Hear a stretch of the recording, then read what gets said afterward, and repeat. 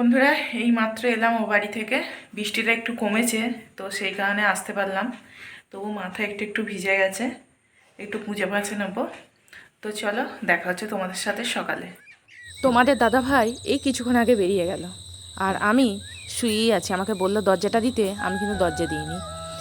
কেননা আমি ভাবছি যদি দরজাটা দিয়ে দিই তাহলে আর ঘুম থেকে উঠতেই পারবো না। আর আজকে যে আমার প্রচুর কাজ, তাড়াতাড়ি উঠতে হবে। তো 5 মিনিট এপাশ ওপাশ করে আমি শেষকালে উঠেই পড়লাম। তারপর উঠে জানলাটা খুলে দেখছি যে না, আজকে ওয়েদারটা মনে হচ্ছে ভালো থাকবে। আর সেটাই হয়েছিল। তো আমি বিছানা চাদরটা চেঞ্জ করে নিলাম। ঘড়িতে ওই যে 5:30টার বেশি হয়ে গেছে। ঘরগুলো এখন অন্ধকারই থাকে, তো সেই কারণে লাইটটা জ্বেলেই কাজ করছি। তো যেসব জামা কাপড়গুলো এতদিন কাচাকুচি হচ্ছিল না, সেগুলোই সার্ফে ডুবিয়ে দিলাম, কারণ একটু মজে গেলে তাড়াতাড়ি করে কাচাকুচি হয়ে যাবে। তবে হ্যাঁ, ওই যে অন্যান্য দিনের মতো আজকেও তাড়াতাড়ি করেই কাজ করার চেষ্টা করছি। তবে হ্যাঁ, আমার পরবর্তীকালে মনে হয়েছে যদি আমি 4টের সময় উঠে যদি কাজগুলো শুরু করতাম, হয়তো 6টার মধ্যে আমার কমপ্লিট হয়ে যেত। কেননা ওই যে বাচ্চারা পড়তে আসবে, সত্যি একটা তাড়াহুড়োর মধ্যে কাজ থাকলে না, সেটা নিজের পক্ষে খুব ভালো। হয়তো এক এক সময় বিরক্ত লেগে যায়, কিন্তু বিরক্ত লাগলেও না, নিজেরই ভালো হয় আখেরে দেখেছি। তো এই যে ডুবিয়ে দিয়ে এবার চলে যাচ্ছি ছাদে। কেননা ওই যে একটু ঝোড়ো হাওয়া বইছিল না, সেই কারণে বাঁশ পাতাগুলো ছাদে চারিদিক হয়েছিল জানো।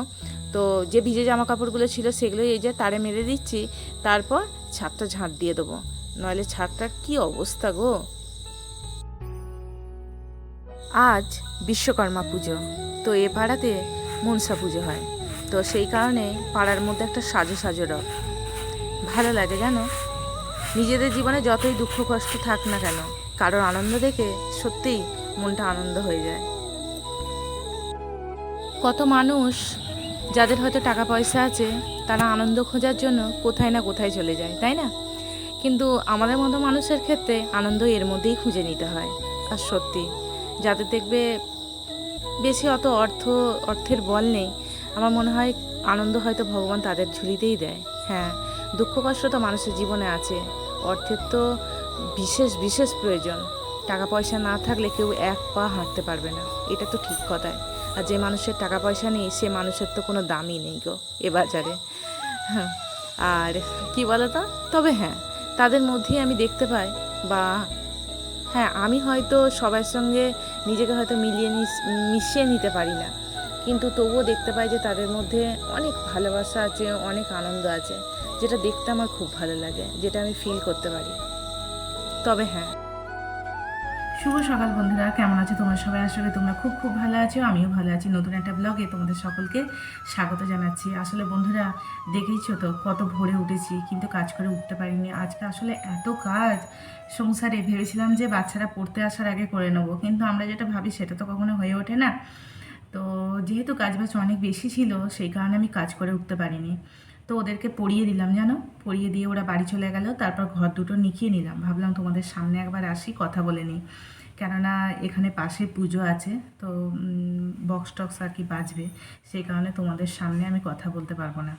তো এবার আমার কাজ আছে ঘর পোছা, দুটো বাসন আছে, গ্যাসটা পুঁজবো, যে জামা কাপড়গুলো আছে। তো দেখছি যে ঘড়িতে 9টার উপর হয়ে গেছে।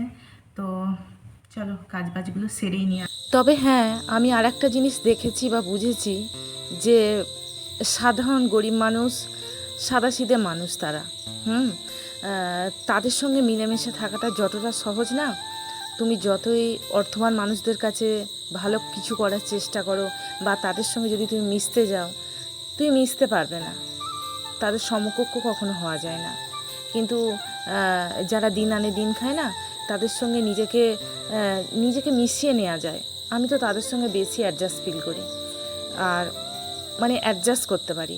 কিন্তু ওই যাদের প্রচুর টাকা পয়সা আছে, আমার তো একটু তাদেরকে ভয়ই লাগে, সত্যি ভয় লাগে। কেননা তারা তোমার অকাত দেখবে, যে তোমার যোগ্যতা আছে কি তার সঙ্গে মেশার জন্য। কিন্তু একটা গরিব মানুষ, একটা দিন আনে দিন খাওয়া মানুষ, সে কিন্তু কারোর যোগ্যতা দেখে কাউকে সঙ্গ দেয় না। তবে দয়া করে আমার কথাটা কেউ খারাপভাবে নিও না, এটাও কিন্তু আমার জীবনের অভিজ্ঞতা, জানো তো।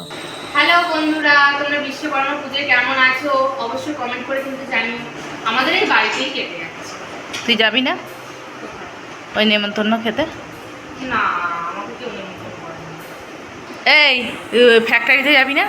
মায়েদের ফ্যাক্টরিতে তো যাবো ভেবেছিলাম, কিন্তু অনেক কাচাকুচি তো সকালে মা একবার করে গেছে, আমিও করেছি। আর এই জল চলে এলে না খুব অসুবিধা হবে, ওই জন্য আমি যাবো। আর শোন না, আমি আসছি, লোকের ছাদেতে শুধু জামা কাপড়, তুই না দেখলে বিশ্বাস করবি না, উৎসব। মানে মানে সূর্যের আলোটার জন্য সব যেন বাড়িতে একটা উৎসবের সৃষ্টি হয়েছে। দেখলে উয়া করে কষ্ট পাই ঠিক কথা। হ্যাঁ, আমার ওটাই ভালো। আমার সত্যি। ভালো লাগে না, ওই মাঝে মধ্যে বৃষ্টি ঠিক আছে। হ্যাঁ, দিনের পর দিন প্রত্যেকটা বাড়িতে এত কাচাকুচি হয়েছে, মনে হচ্ছে না আজকে বিশ্বকর্মা পুজো, মনে হচ্ছে পুরো সফল। কিসের জন্য? লোকে এত ঘর দুয়ার পরিষ্কার পরিচ্ছন্ন কাচাকুচি, মানে অন্য সময় এটা হয় না। আসলে এই কদিন বৃষ্টির পর যে ইয়ে হয়েছে না, বৃষ্টি কয়েকদিন টানা হলে খালি মনের মধ্যে একটা জিনিসই করে যে কবে রোদটা দেবে আমি কাচাকুচি করবো। সত্যি আমিও পেঁচে এসেছি রে, চলে যাবো এক্ষুনি বাবারে। তো জামাইবাবু দেখি কখন ফোন করে। আমি এখানে চানটা করে নিলাম, জানো, নাইটি ব্যাগে করে নিয়ে চলে এসেছিলাম। আসলে একটা বিশেষ দরকার ছিল, তো কাজটা মিটিয়ে তারপর এবার ভাবছি কখন যাব না যাব, মানে একটা চিন্তার মধ্যে ছিলাম। চান টান না করলেও না ভালো লাগে না, গিয়ে রান্না বসাবো, তো সেই কারণে আবার গিয়ে ওখানে চান করবো। তো এখানে ওই জন্য চান টান করে একটু বসে আছি, তোমাদের দাদা ভাই আসবে, ওর সঙ্গে আমি আবার চলে যাবো, জানো। তো চলো দেখা হচ্ছে। এই পৃথিবীতে সবাই তো সমান হয় না, না আমাদের হাতের 5টা আঙুল কি সমান? তো সেই হিসাবেই চলি আমি। তবে হ্যাঁ, জীবনে অনেক মানুষ দেখেছি, অনেক মানুষের সঙ্গে মিশে অনেক কিছু শিখেছি, জানো। তো সেই অভিজ্ঞতাটাই আজকে তোমাদের সঙ্গে আমি শেয়ার করলাম। সমস্ত কাজকর্ম সেরে মায়ের কাছে একবার গিয়েছিলাম, সেখান থেকে এসে এই যে মাংস রান্না করছি। মাংস রান্না করে আজকে দুপুরে এটাই আমরা খাবো। তো মাংসটা কষা কষা করেছি, একটু ঝাল ঝাল করেছি।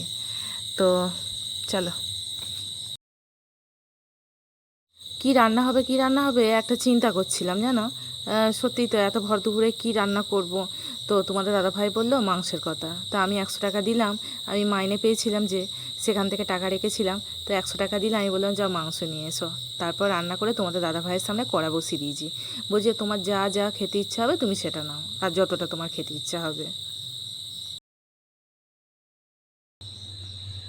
তো বন্ধুরা, ওখানে তো প্রচুর লাউড মিউজিক চলছে, তো সেই কারণে আমি মায়ের এখানে চলে এলাম, কেননা আমাকে ভিডিওটা এডিট করতে হবে। আগে থেকে তো কোনো আমার ব্লগ করা ছিল না, তো আজকের ভিডিও আজকেই আমি পোস্ট করব। এখন ঘড়িতে 6:20 নাগাদ বাজছে। জানি 7টায় ভিডিওটা যেতে পারবে না, কারণ এখন এডিটিং করব, তারপর পোস্ট করব। তো আজকেই তোমাদের সঙ্গে আমি শেয়ার করছি আমার ভিডিওটা। তো চলো, আজকে ব্লগ এটুকুই রাখলাম। তোমাদের সঙ্গে দেখা হচ্ছে নেক্সট ব্লগে। ততক্ষণের জন্য তোমরা ভালো থেকো, সুস্থ থেকো এবং আমার পাশে থেকো। Good night. আবার এদিকে কারেন্টও নেই, জানি না কখন কারেন্ট আসবে। তো চলো, বাই।